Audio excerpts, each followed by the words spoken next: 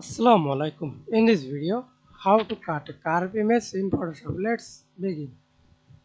First of all, insert your image. Then click the shape tool. Right click on your mouse. Use rectangle tool. Okay. Then use shape to path.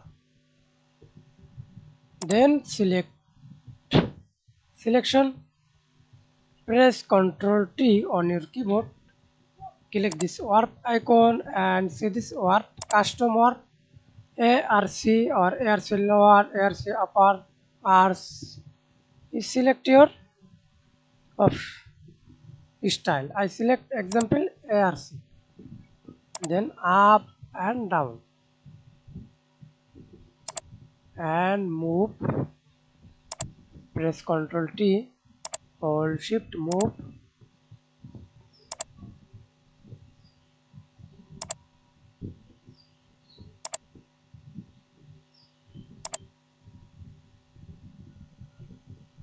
Then create a layer mask. That's it. Thanks for watching video. Please subscribe to my channel, like, comment, share.